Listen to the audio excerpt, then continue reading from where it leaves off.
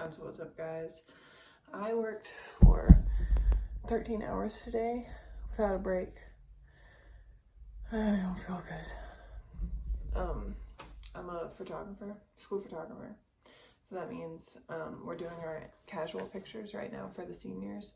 And what that means is I have to go up here and then down here and up here and down here for 8 hours straight. And we did not get a break today. So that's awesome. But the only thing that's going to stop me from is setting up my fancy lighting and overly editing this video. So sorry if it's a little rough. But this is day 3 of reading from the Message. We're in Revelations right now. And I'm going to be reading chapter 15, which God is so good, it's very short. And so, let me see how long 16 is actually. Alright, we'll get to the end of 15 and then see how we feel. Okay, so I do not have a summary from yesterday. I'm so sorry. I've only been home for like 2 hours and I still need to like shower and get ready for bed and stuff. And bedtime was 30 minutes ago, so I'm so sorry. But anyways, okay. 15 is called The Song of Moses, the Song of the Lamb. I saw another sign in heaven, huge and breathtaking, 7 angels with 7 disasters. These are the final disasters, the wrap-up of God's wrath. I saw something like a sea made of glass, a glass all shot through with fire, carrying harps of God, triumphant over the beast, its image, and the number of its name. The saved ones stood on the sea of glass. They sang the song of Moses, servant of God. They sang the song of the Lamb. Mighty your acts and marvelous, O God, the sovereign strong. Righteous your ways and true, King of the nations. Who can fail to fear you, God? Give glory to your name, because you and you only are holy. All nations will come and worship you, because they see your judgment are right. Because they see your judgments are right. Oops, sorry, that was gross. Then I saw the doors of the temple, the tent of witness in heaven, open wide. The 7 angels carrying the 7 disasters came out of the temple. They were dressed in clean, bright linen and wore gold vests. One of the 4 animals handed the 7 angels 7 gold bowls, brimming with the wrath of God, who lives forever and ever. Smoke from God's glory and power poured out of the temple. No one was permitted to enter the temple until the 7 disasters of the 7 angels were finished. Okay, I was going to keep reading, but I really feel like super sick right now. So, I'm going to go to bed and do my Bible study with Daniel.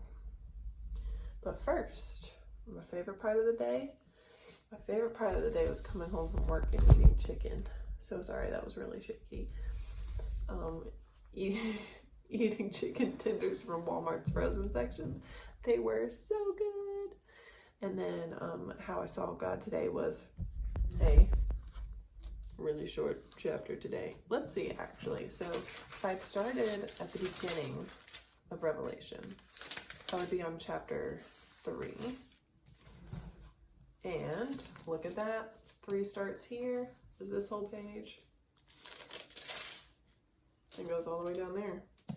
So if it wasn't for the fact that I read the first 11 chapters before I started recording this, I would have had to read a longer chapter today. So there you go. There's God's plan at work right there. But what also happened was, okay, it's kind of hard to explain. Okay, so at work, I got boo-boo from work today. I had multiple, actually. I skinned my knee and kept running into things. Anyways, so we're in our senior photography season right now, which means like we have students can sign up for 10-minute time slots, and this had every 10-minute time slot filled for the full session. And then we typically do full session and formals only, which I guess it doesn't really matter if you know what that is or not. Anyways, Thursday, like 5 days ago, there was a hurricane that came through, and so they canceled school. So we didn't do our first shoot, which meant all of those kids had to come today. And what happened online was the formal only session, like nobody could book in those time slots. So everyone was booking for full sessions, which meant instead of having both time slots completely filled and Thursday's kids, we had the full session completely full and Thursday's kids. So basically, we didn't have more kids than we can handle. Well, depends on who you ask. I don't know. I feel like that was super confusing, but either way, long story short, there was a technical error in the booking system that made it so that we weren't completely overwhelmed after the hurricane today. So that was pretty cool because I was so worried about it. I kept telling Daniel, this is what I've been saying. I'm like, I'm worried about this and I'm trying really hard not to be. And it's been kind of working recently. But basically just like what I've been doing is like just reminding myself of like, hey, well, you were worried about this and God made it better by the end of the day. So how did Chris put it? Chris is one of the youth leaders. He said like, when it gets hard or when you're like struggling to trust God or when you're anxious about something, just hold on to his promises. I think that's what he said. His promises to take care of us and provide for us, and always provides more than we need and could have even imagined. So his plan is so cool. It's so much better than ours. So just hold on to that if any of it made sense. All right.